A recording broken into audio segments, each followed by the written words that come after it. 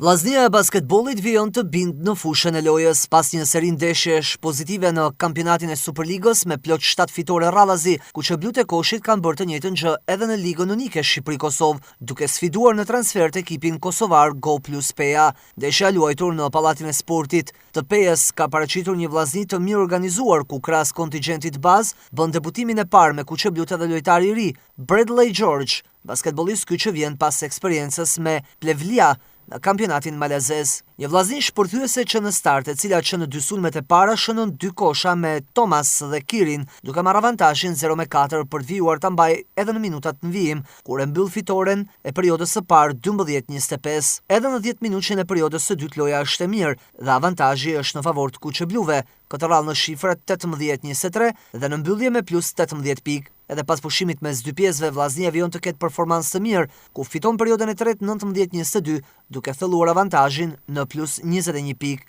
Në 10 minutën e periudhës së 4 dhe të fundit, ka një reagim nga vendasit që të mbështetur dhe nga tifozeria fitojnë këtë periudhë 22-11, por pa mundur ta frenojnë fitoren e vllaznisë, që në përfundim regjistron shifrat 71-81. Bazuar në statistikat e kësaj loje, lojtari më i spikatur kuqeblu ishte Justin Thomas me 28 pikë, 4 kërcime dhe 7 asiste, për të vijuar me Klajdi Kirin me 15 pikë, Arnold 11 dhe George 10. Fitoria në transfertën pejane për ligën unike Teta Radhëzi ka krijuar një klim entuziaste dhe motivuese tek kuqeblut, pak ditë përpara një sfide të rëndësishme siç është ajo e fundjavës, ku në Qazim Dervishit të Shkodrës, vllaznia pret Tiranën, një klasike që vë përballë dy skuadra që për momentin janë në garë për vendin e dytë, duke ndjekur hapasapi beslidhjen kryesuese.